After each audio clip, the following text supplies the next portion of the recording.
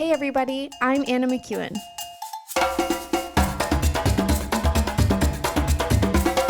And now for Bob Switzer with the epic narrative.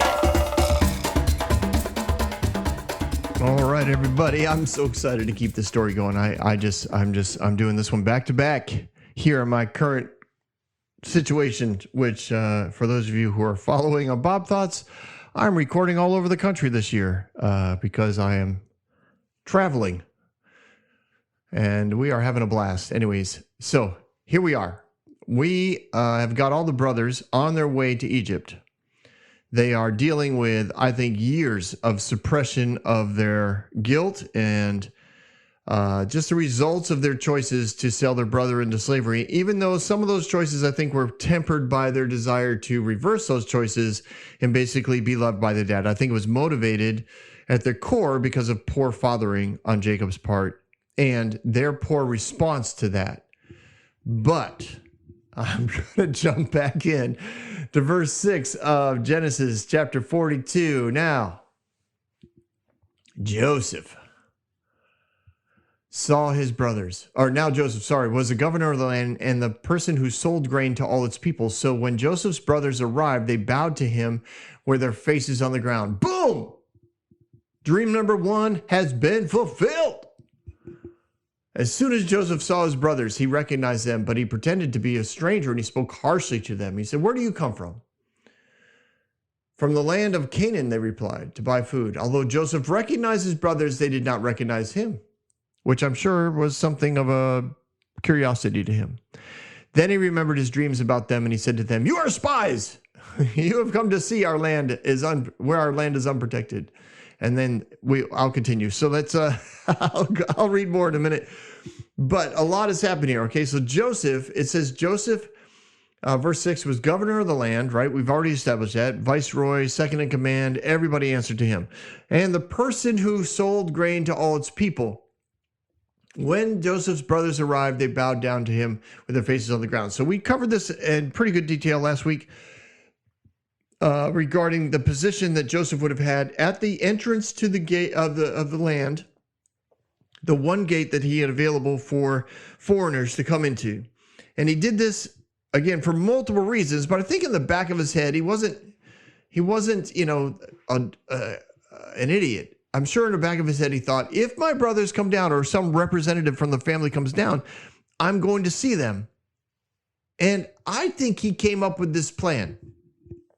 I don't believe this was God's plan because there's a lot of, I would say, it seems kind of, there's some personal hurt, I think, involved in this plan. I don't think God had anything to do with it. Not that I'm not going to say that Joseph was living in sin and doing this all wrong. But, sometimes you make choices to go after people who have hurt you. And I think in his mind, he had probably rehearsed a number of times what he would do if he ever saw a brother, let alone all 10 of them. So he's sitting there at the gate. He's strategically placed there. It's also a political placement. Why? Because all the foreigners would come and bow before his gate. So he's elevated. I don't know if he's on a wooden structure or a stone structure, but he's elevated. All the foreigners come and they bow before him. They bow to the office of the governor. They bow to the political position of Egypt. They make sure that there is submission involved to anybody who comes to Egypt. They're going to show some form of submission. Every family in the world that wants grain and goes to Egypt is going to show a level of respect and submission to the nation of Egypt. This is pretty big. Remember, Egyptians are generally, and I know it's general because not everybody is racist, but generally they were at the very least prejudiced. They were the world ruler. They were the ones who have the grain supply for the world. They understand themselves to be of greater religious followers. They have the better gods. They have the better pharaoh. They have the better army. And currently they have the best governor in the world. So the bowing down before the office of the elevated tent of Joseph would have been a normal thing for everybody to do. But he sees his brother, and he probably saw them in line before they came to bow. And foreigners were generally brought in. They'd bow before the governor. Sometimes he would acknowledge them. Sometimes he wouldn't. I think a lot of times Joseph at least made visual contact with everybody because in his own way, he wanted to meet and understand all the families that were now in submission and at some level owed their survival to the nation of Egypt. This was one of the threads of a master plan, and that plan is pretty awesome. And we'll break it down, probably not today, because I'm going to try and get through the rest of the chapter. So they come in, they bow down. The brothers, he sees the brothers. Now, generally, foreigners were not brought into the cities, right? They were given their grain from right there at the silos, and then they were sent off. They come in one door and they go out the same door. They were kept an eye on the whole time. They were probably guards. I don't know if I want to call them sentries. I think they're called sentries when they're just kind of observing. People observing the foreigners all along. They wanted them to know, listen, you paid homage to Egypt. You are our guests. We are feeding you. Now be nice. And they would, right? These are hungry people, and they are looking for food, and they're being provided for food, and they've paid for the food. If you were going to go into the city, you would be vetted by officers. And sometimes that would turn violent. They wanted to know your intent. What are your travel plans? What are you going to do if you got grain and now you want to go further into the country? What are you going to do in that? What's your purpose? Now, those questions would have already been asked by the time I think Joseph talks to these guys. But he remembers the dreams. He recognized the brothers, first of all. They did not recognize him. So I have a feeling as they got closer, he stood up and they bowed before him, and he's looking at them, wondering what's going on. And then he remembered the dreams. And what does he say? You are spies. You have come to see where our land is unprotected. Now, this is a legit deal, right? A lot of foreigners wanted to know where Egypt was unprotected because they wanted to control the grain for the world. They wanted to get into the country. They wanted to take over the country. Now, it's tougher and tougher to do when your army is starving. So it would become less and less of an issue, but Egypt still had to be on its toes. Its military had to be ready to go. And being alert to foreigners at the main gate would have been something that Joseph would have also been generally aware of. I have to pay attention. I have to vet people. How do I feel when I look at them? How do they feel when they look at me? So he accuses them. Now the brothers had to be really, really taken aback by this. They immediately, right? Joseph's questions had to totally give off this incredible vibe of suspicion and mistrust. And as soon as Joseph throws out this question, guards would have been on high alert. They were already generally paying attention to what's going on. But Joseph looks at a group of 10 men and he says, you are spies. You have come to see where our land is unprotected. And they're like, no, we've come to buy food. No, my Lord. They're showing submission again. My Lord, your servants, we are slaves to you. We've just come to buy food. We can't survive without you.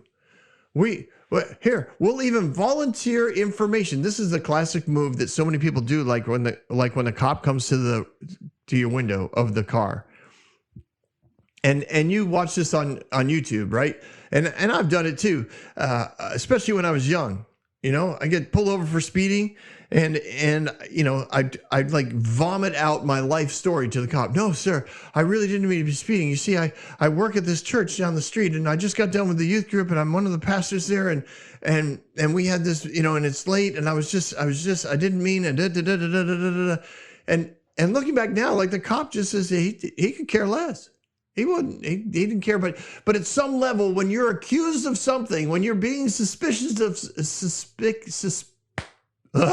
suspected of something that isn't true, you start to like vomit what you think is evidence that you're not who they suspect you to be. And this happens a lot, I know, in courtrooms, right?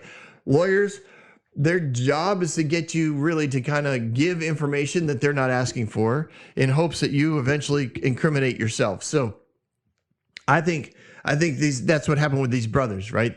Joseph is like, you guys are spies. Like there's 10 of you.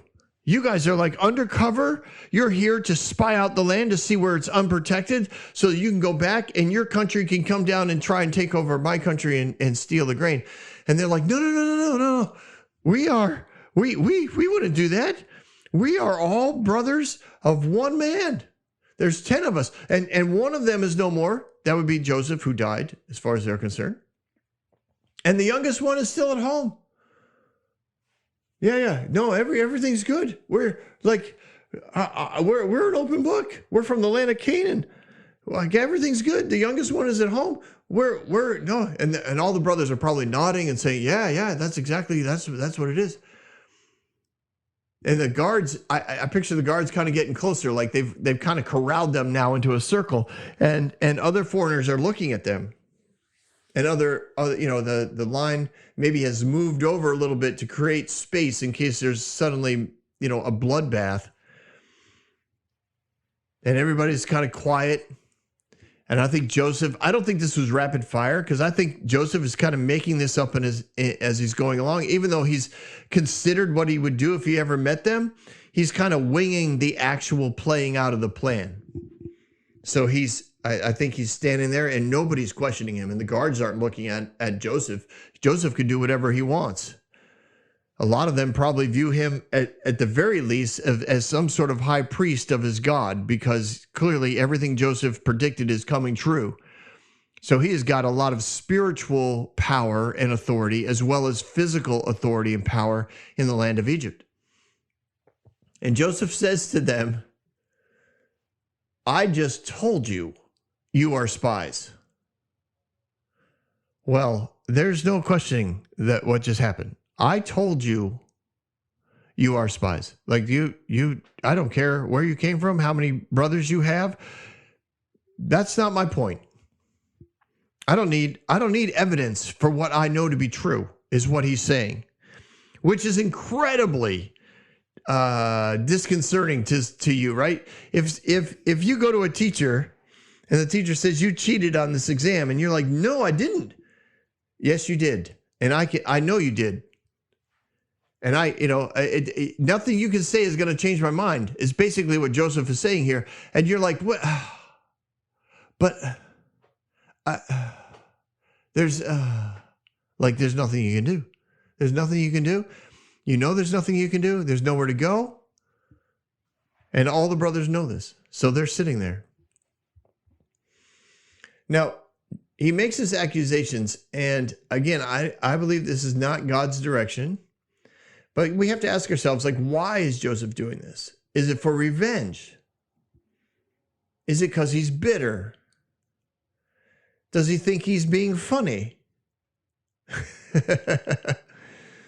Is it to show power? Show them, hey, you tried to kill me because you thought I was, worthless. And now look at me. How you like me now?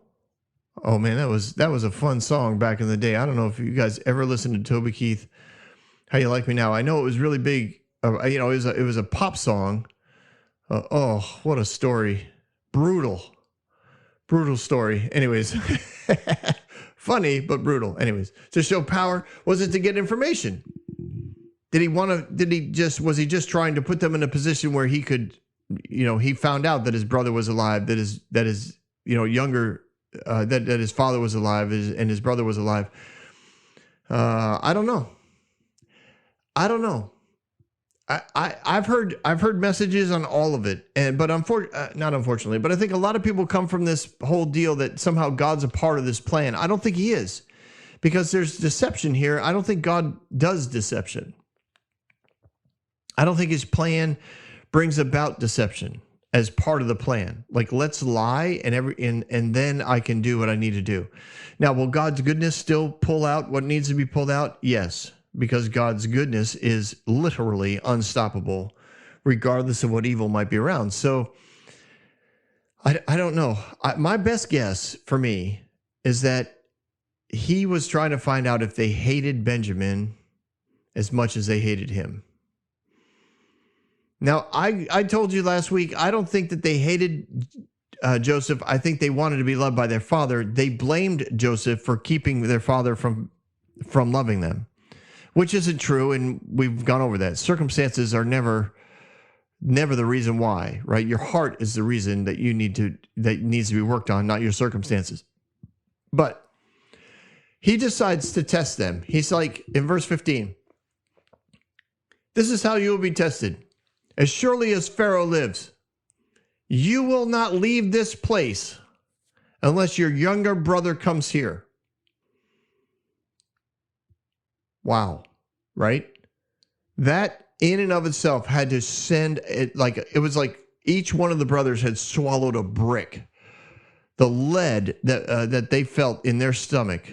And then he says, send one of you to get your brother, and the rest of you will be kept in prison so that your words may be tested to see if you are telling the truth. If you are not, then surely as Pharaoh lives, you are spies, which basically means I'm going to kill you.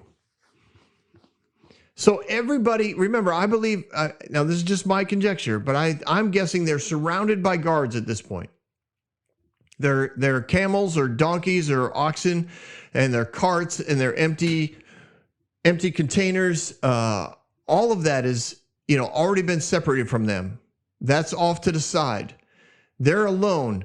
They're probably standing directly under Joseph. I don't think Joseph is on eye-to-eye contact with them. He is elevated. They are looking up at him. They've got nowhere to go. They clearly are at a disadvantage. Nobody has weapons, of course, because they are not soldiers. They're looking around, trying to find a reason why they volunteered information in hopes that he would believe them. And he's like, I don't believe you. And the only way I'm going to believe you is if one of you goes back and gets your younger brother.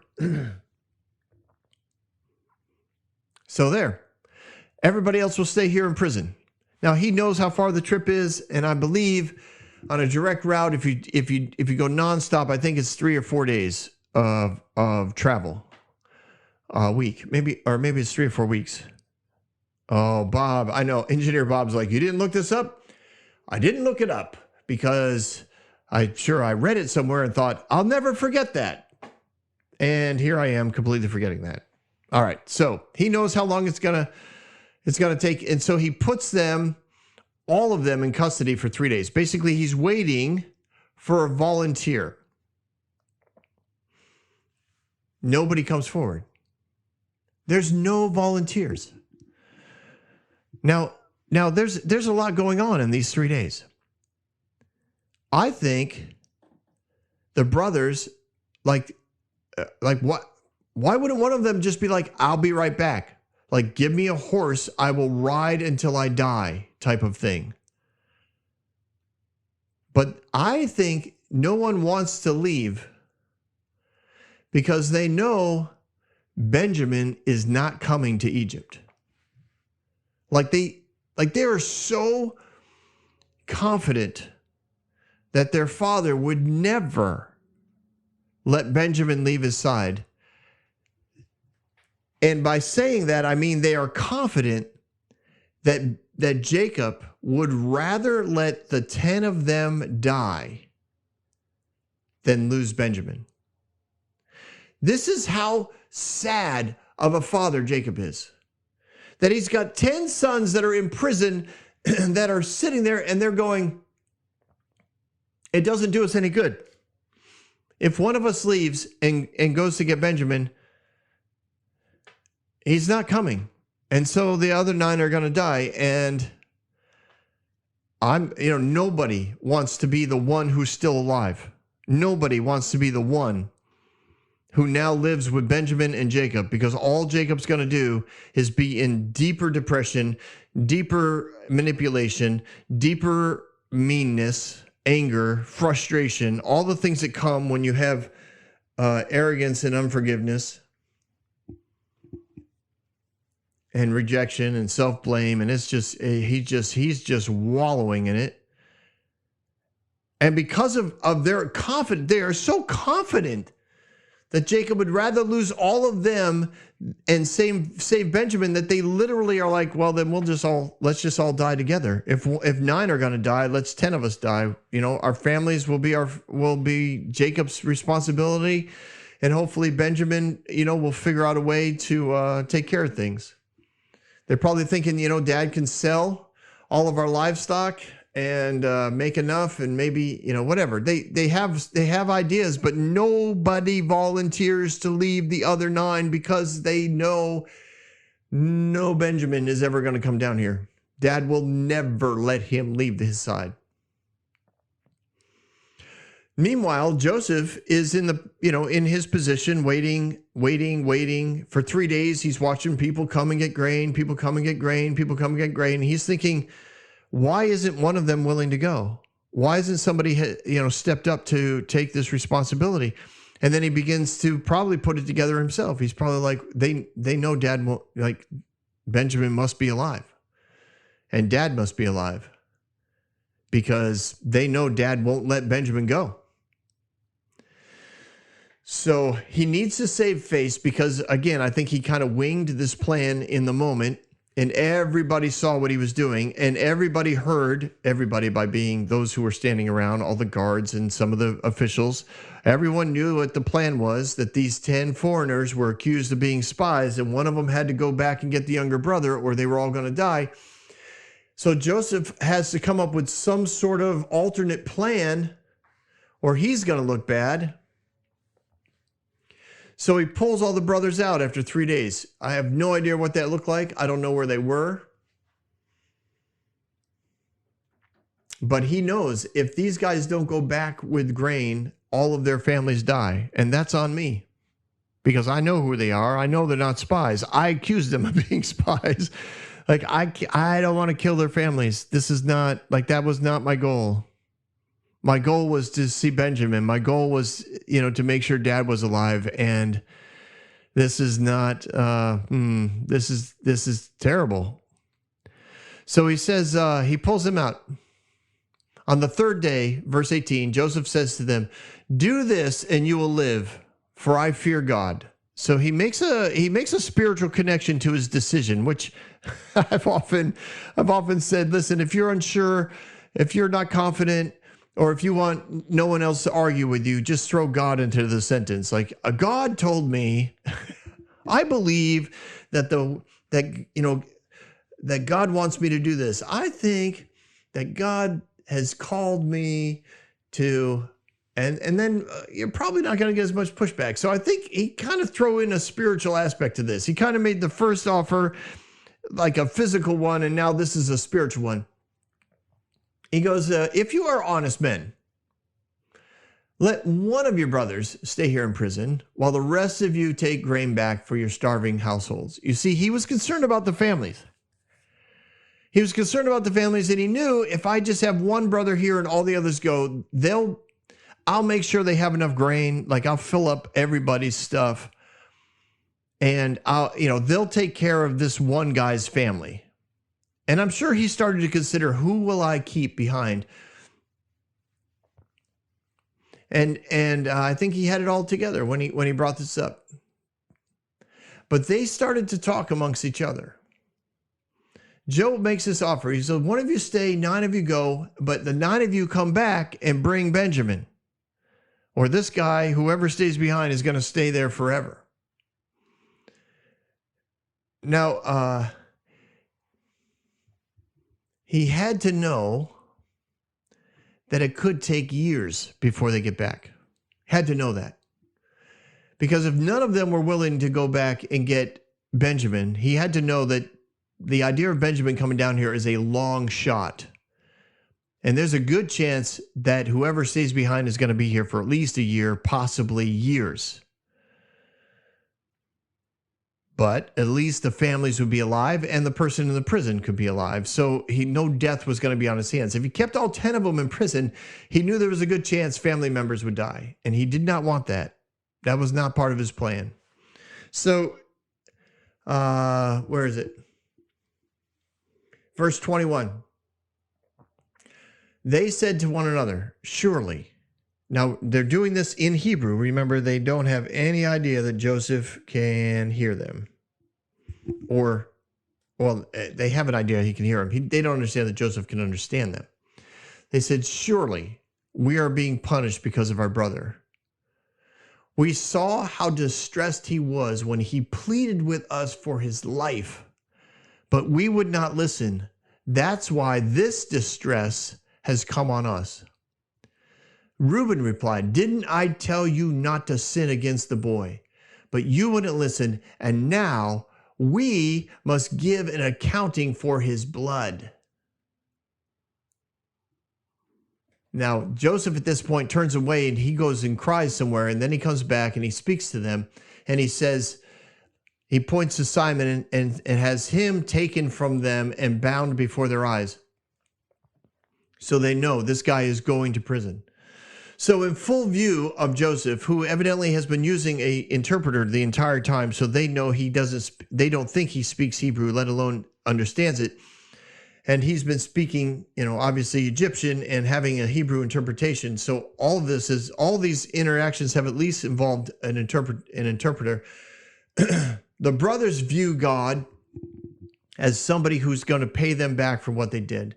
They believe that they killed their brother. So Joseph is like, when he hears that they believe that they killed him, when he hears them say, we're being punished for what we did, and we know we did it, like they're taking responsibility. They're taking responsibility. And he says, we saw how distressed he was when he pleaded with us for his life. This is why, going back to the vow, this is why I believe he didn't reach back out, because in pleading for his life, they made him take a vow to never reach back out to the family and never communicate, and basically live as though he's dead to them. And Joseph honored that vow so he could live. He pleaded for his life. That means they didn't just pull him up from the well and sell him like a lot of Sunday school stories go, right?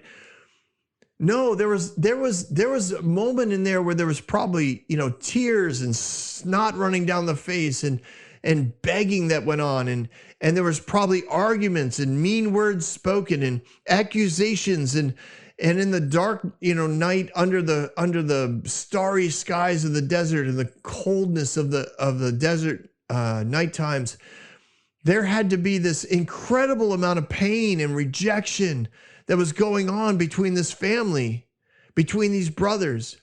And they held their ground, those that had pulled them out of the well. They held their ground, and at some level, they probably, when he finally was dragged by the Midianites into their caravan, they probably felt some level of satisfaction that they had finally made Joseph pay for being favored by Jacob. And they probably were thinking, or at least Judah was, when I go get him and bring him back, he'll never be a jerk again. He will be, submissive to those of us that are older than him. It had to be, obviously it was overwhelming to Joseph to hear, because he left the room and began to cry. Now, I don't know if it was wailing crying, but I kind of picture him. He makes the offer. Hey, one of you will stay in prison. The other 9 of you will go back. When you return, you bring Benjamin. Then I'll know you're telling the truth. I don't want your families to starve to death. So he comes across as a merciful governor and as somebody who fears God, who has a religious connection. That's all they know is God spoke to him. And no one's going to question Joseph on this. No one in Egypt, and of course, none of the brothers. So they turn to one another, and they are looking, and I'm sure at some level they're thinking one of us is staying. And Reuben Reuben doubles down. He's like, I told you not to sin against the boy. You wouldn't listen, and now all of us are paying for this. Remember, Reuben wanted to go get him that night and bring him back to his father and kind of be the hero and regain his position as the firstborn son. And when he returned to the well, it was empty and the deed was done. And he probably had more than just a few words to say to the brothers that had stepped out, in essence, out of line and had started their own little program, their own little plan with Joseph. And he's just reiterating to them, I had the plan. Nobody listened to me. And now all of us are paying for this. So Joseph decides to get Simeon. Now, tradition says that Simeon is the one who actually threw Joseph in the well. Where do I? Yeah. He was taken, bound up in front of everybody.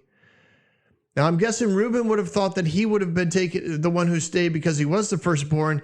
It probably surprised them that Simeon was the one, but given the fact that they believe that this is payback from God, they probably walked away going, well, he is the one who threw him in the well, and now he's being thrown in prison. So Joseph loads up their stuff. He gives orders. So that means the brothers aren't doing the work. He puts each man's silver back in his sack, and he gives them provision for the journey. He fills up all their bags with grain. Everything's good. Their carts are loaded. Their donkeys are fed and watered. Everything's ready. When the brothers walk out, it's very, in my head, very similar to like getting a speeding ticket, right? The guy's finally done writing, or the woman's finally done writing your ticket. And now you can go away, even if it's a warning ticket.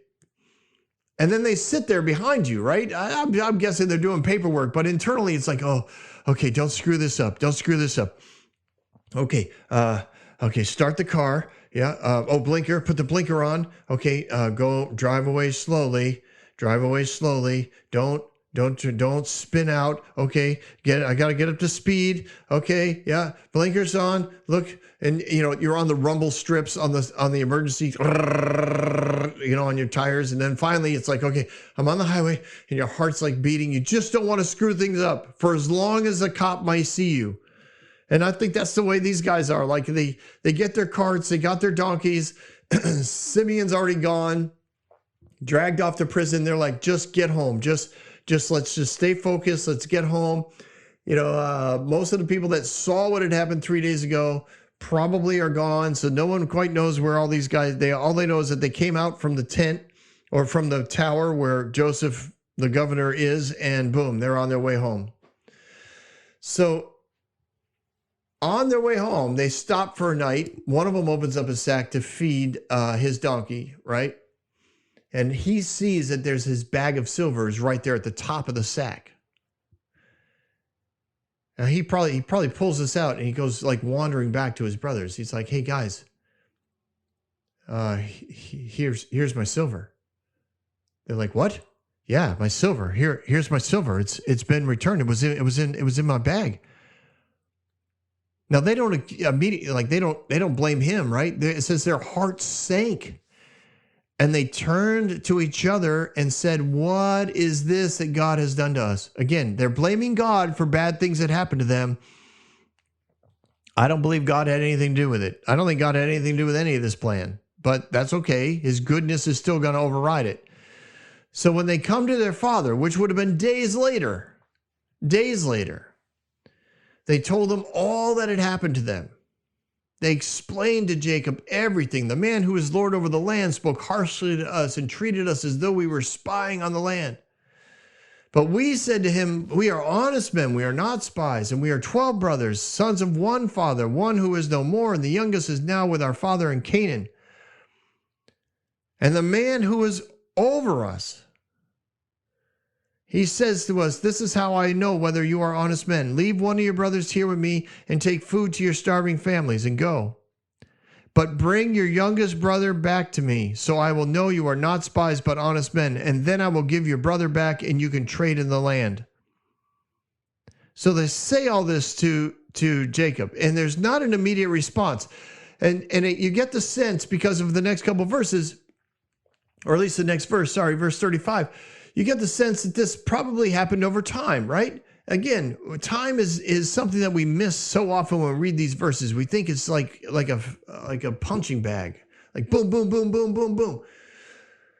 This story unfolded, and the retelling of the story unfolded over time. Each brother would have had an interaction with Jacob. They probably did it over dinner or over a pot of tea or a hookah pipe or something. I don't know.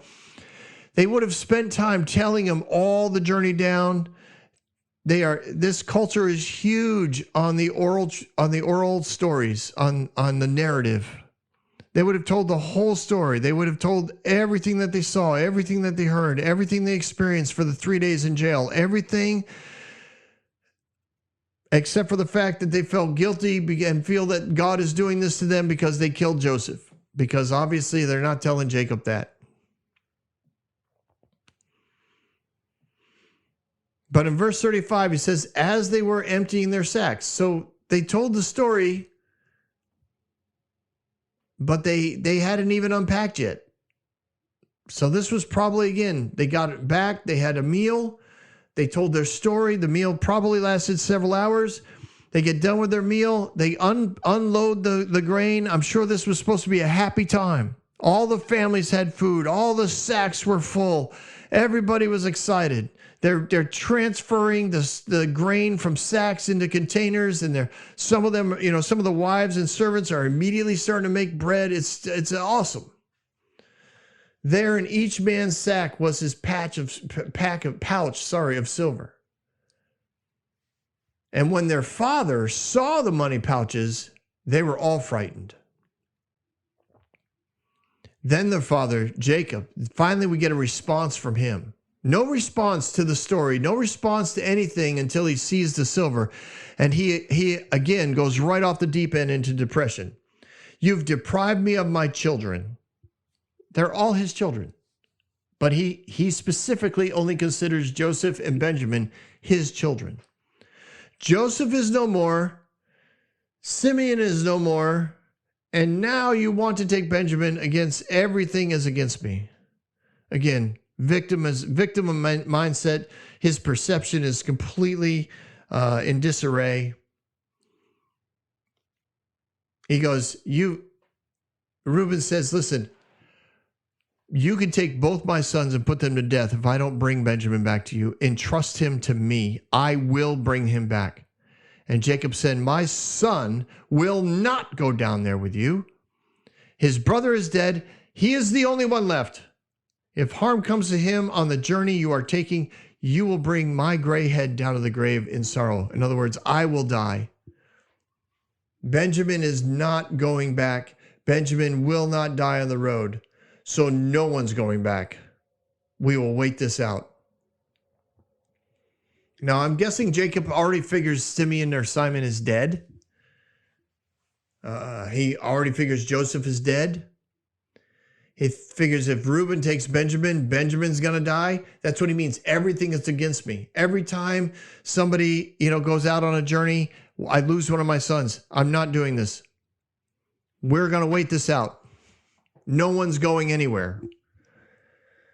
No one's going anywhere.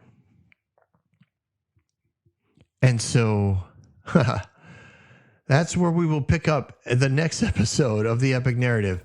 These brothers and this father are going to wait out the famine and see what happens.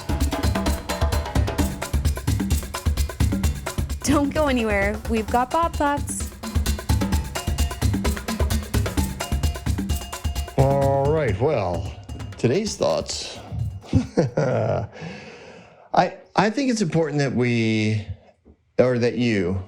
always keep in mind what these brothers might have been going through for 20 years or so while Joseph was down in Potiphar's house, in jail, and then at the, in the Pharaoh's house for at least 7 years of plenty, and then at least 1 year of famine before they finally ran out of food and went down. So it's been as they say in today's world, it's been a hot minute.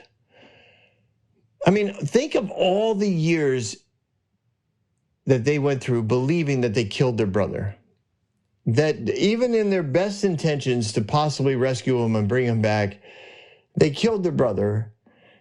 And they caused their father such grief that after all that time, he's still in mourning. He still has not stepped up and said, all right, let me love the sons that are alive. He has been incredibly protective of Benjamin, who in his own right is a man. I mean, he's in his 20s at this point, possibly 30s. And yet he's ultimately still protected by his father. He won't let him go down. He basically says, we're going to wait out this famine. I will not lose my only one. Again, horrible fathering plan. Completely dismisses the other sons. You guys are irrelevant. I only have one son left that matters to me. Fascinating. And yet so many people look at Jacob and think and preach as though this guy was a wonderful father of the faith. Well, he was not a great father. I'm not saying he wasn't part of the original line of Abraham that believed in Yahweh and followed Yahweh. I get that. But this dude was not a good father. There's just no way around it. I don't know if I'd fight you over it, but I don't know if you could ever convince me otherwise. Well, those brothers spent all that time believing that he's dead. And the other thing, I know I mentioned it several times, but again, I'm going to mention it again. I don't think lying is ever a part of God's plan. I don't think you can sit here and read the story of Joseph and somehow come up with, well, God's okay with lying because this was part of God's plan to get, for revenge. No, lying, revenge. No, these are not in the culture of heaven. These are not in the atmosphere of heaven. These are not the kingdom of God. And honestly, I know the reasoning. I preached the reasoning that God is just and God is righteous and he's the only one in the universe that has the right to do these things. And yet, he wouldn't do these things because they are not a part of the world in which creation came from. You cannot go back to the beginning using the format of the enemy. You can't use darkness to fight darkness. It only empowers the darkness. So many Christians, I think, are bound up in that kind of mindset. So many people in church they just accept this crazy concept that this is how God behaves. It's unfortunate. It's unfortunate because I think it has stolen a life-giving relationship between them and their father, because their heavenly father, just to clarify, because what it's done is it's made God just like every other idol. It's made God just like every other god that had been on the planet. Manipulative, behavioral modificationalist. We call it conviction, but really it's condemnation. Oh man, I'll tell you, that is not the way God describes himself, and it is not the way Jesus made him.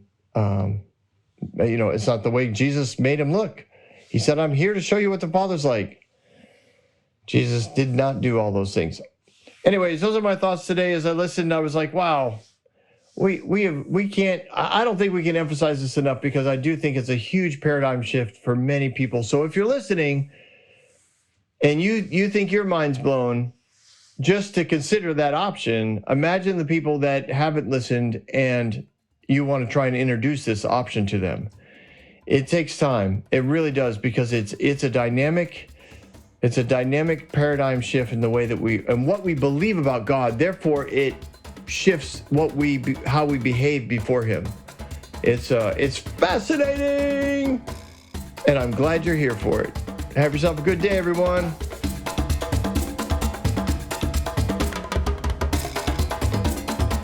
Hey everyone, everyone. Thanks for listening. If you like what you heard, you can subscribe to this podcast on any platform you use. You can also reach out to Bob for questions or booking at thebobswitzer.com or email him at thebobswitzer@gmail.com. See you next week, guys.